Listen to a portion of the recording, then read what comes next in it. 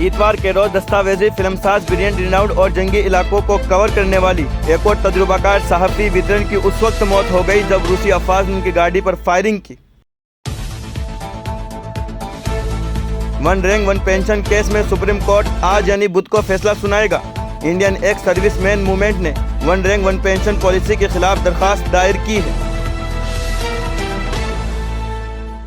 Karnataka high court की जानिब से तालीमी इदारों में हिजाब पर पाबंदी को चैलेंज करने वाली तमाम दरखास्तों को खारिज किए जाने पर जम्मू और कश्मीर के साबिक वज़ीर आला ने फैसलों को मायूस कुन करार दिया है। जम्मू और कश्मीर के गिरमाई दारुल हुकूमत श्रीनगर के नौगाम इलाके में अक्सरियत पसंदों और सिक्योरिटी फोर्सेस के दरमियान तसादुम जारी है, जिसमें एक अक्सरियत पसंद हलाक हो गया है। हिजाब पहनना किसी कल्चर का हिस्सा नहीं है बल्कि अल्लाह का हुक्म है, जिसकी वजह से मुस्लिम ख़वातीन अल्लाह की रज़ा के लिए हिजाब पहनती है।